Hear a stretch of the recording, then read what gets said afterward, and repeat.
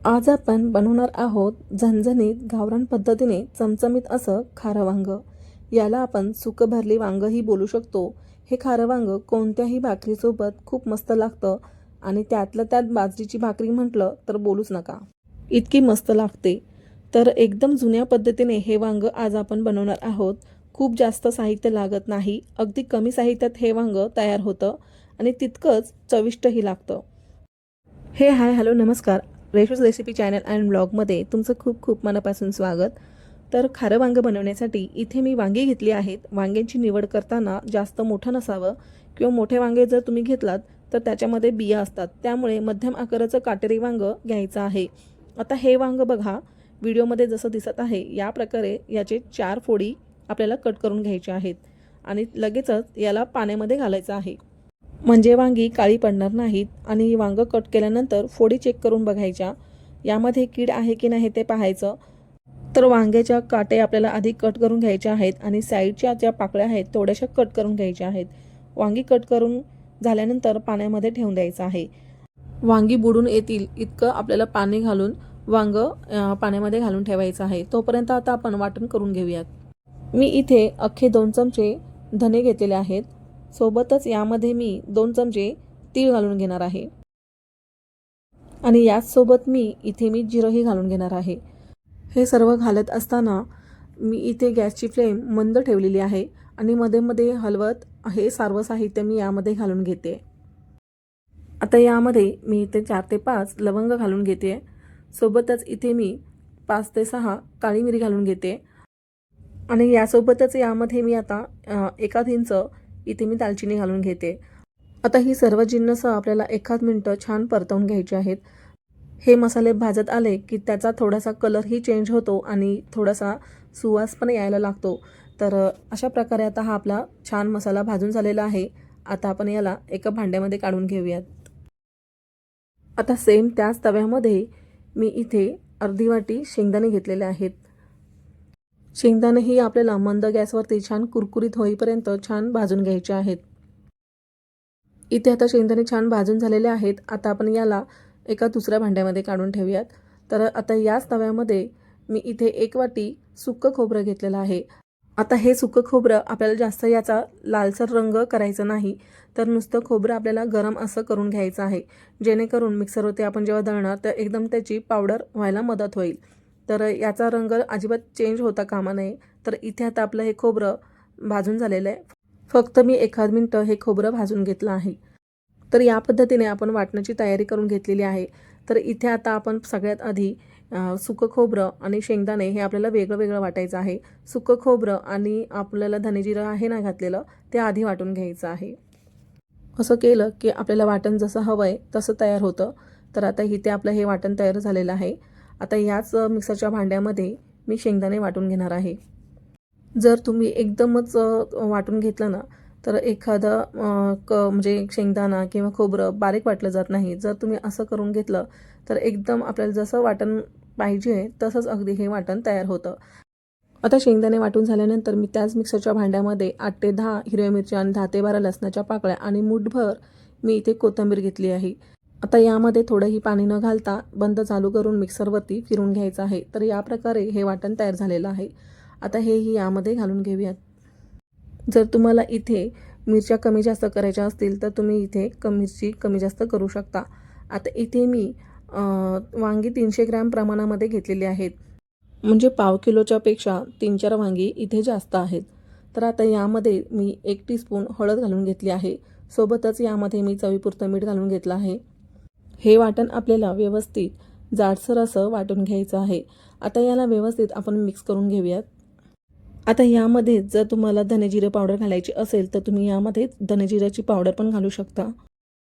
तर यामध्ये आपल्याला लाल तिखट घालायचं नाही, नाहीतर आपलं जे खारं वांग आहे त्याचा जो कलर असतो हिरवा तसा होणार नाही। तर याकरिताच इथे मी भरपूर प्रमाणामध्ये मी हिरव्या मिरच्या घातल्या आहेत। आता हे छान मिक्स करून झाल्यानंतर चिरून घेतलेल्या जी वांगी होती आपण ती आपल्याला घ्यायची आहेत आणि वाटण हे आपल्याला 4 फोडीच्या मध्ये भरून घ्यायचं आहे। जसं व्हिडिओमध्ये तुम्हाला दिसत आहे तसंच व्यवस्थित वांग भरायचं आहे। सगळी वांगी भरून थोडंसं वाटण शिल्लक राहणार आहे आपलं, आणि हे वाटण आपलं थोडंसं राहिलंच पाहिजे। तर या प्रकारे मी सर्व वांगी व्यवस्थित या प्रकारे मी भरून घेणार आहे.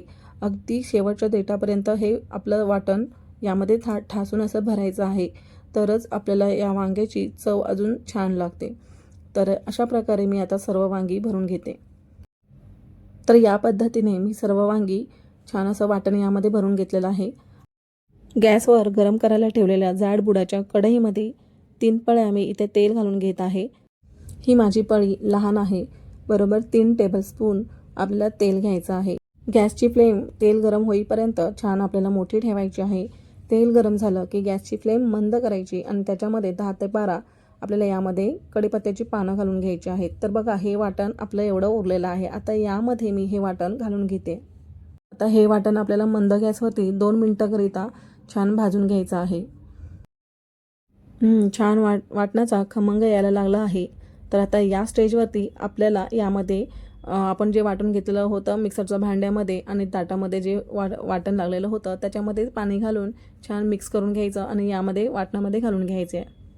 आता पाणी घातल्यानंतर गॅसची फ्लेम मध्यम करायची आणि याला छान 1 मिनिटं छान परतवून घ्यायचं आहे. आता 1 मिनिटानंतर याला छान उकळी आलेला आहे. आता आपण यामध्ये आपण भरून घेतलेली जी वांगी होती ती यामध्ये आपल्याला घालून घ्यायची आहेत. जर समजा तुम्हाला प्रवासाकरिता ही वांगी बाहेर घेऊन जायची असतील तर त्यावेळेस काय करायचं ना, जे आता आपण पाणी घातलं होतं ना ते आपल्याला पाणी अजिबात घालायचं नाही. तर आणि ही वांगी मसाला छान भाजून झाल्यानंतर ती वांगी अशीच ठेवून द्यायची आणि एखादं ताट असं वरती ठेवायचं आणि त्याच्या ताटावरती पाणी ठेवायचं आहे आणि त्याप्रकारे वांगी शिजून घ्यायची आहेत. तर ते आपलं तेल वांग तयार होईल. तर ते तेल वांग 4 ते 5 दिवस आरामात टिकतं. सर्व वांगी घातल्यानंतर ह्या वांग्यावर आपल्याला झाकण लावून वांग्याला छान 10 मिनिटाकरिता अशीच मंद गॅसवरती शिजून घ्यायची आहेत. आता बरोबर 10 मिनिटानंतर बघा वांग्याची बाजू आपल्याला दुसरी करायची आहे. तर बघा आपण झाकण ठेवून दिल्यामुळे वांग्याला छान पाणी सुटलेलं आहे. आपण जेवढं पाणी घातलं होतं तेवढंच पाणी यामध्ये होतं. त्याच्यापेक्षा मी जास्त एक्स्ट्राचं पाणी घातलंच नाही आहे.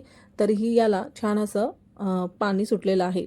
तर आता आपल्याला वांग्याची दुसरी बाजू करून आपल्याला ही वांगी शिजून घ्यायची आहेत.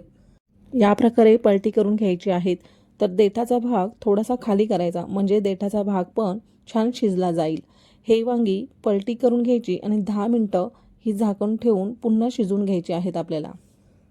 तर लक्षात असू द्या, आपण जेव्हा खारं वांगं बनवणार आहोत तेव्हा आपल्याला जाडबुडाची कढई घ्यायची आहे. त्याने काय होईल की आपलं जे वाटण आहे ते खाली तळाला लागून करपणार नाही. बरं आता हे वांगं आपल्याला मंद गॅसवरतीच छान शिजवून घ्यायचं आहे. तर आता आपण 10 मिनिटानंतर बघूयात.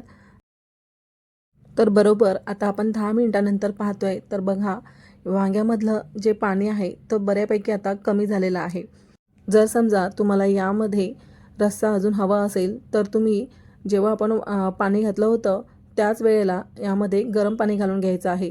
तर तेव्हा मी गरम पाणीच घातलं होतं. जेव्हा मी मिक्सरच्या भांड्यामध्ये आणि ताटामध्ये घेतलं होतं ते गरम पाणीच घेतलं होतं. तर आता ही या प्रकारे आपली वांगी तयार आहेत आणि वांगी बघा किती छान शिजली आहेत. तर बघा आपलं चमचमीत भन्नाट चवीचं खारं वांगं तयार आहे. हे खारं वांगं खूप जास्तही शिजवायचं नाही आणि देठाचा भाग खायलाही अजिबात विसरायचं नाही. या प्रकारे झणझणीत चमचमीत असं खारं वांगं बनवून नक्की बघा.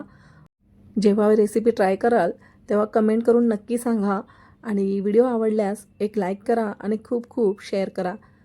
आणि बरं का, रेशूज रेसिपी चॅनल अँड व्लॉगला सबस्क्राईब करायला अजिबात विसरू नका. तर भेटूयात अशा छान छान नवीन इंटरेस्टिंग रेसिपीसोबत. Bye bye.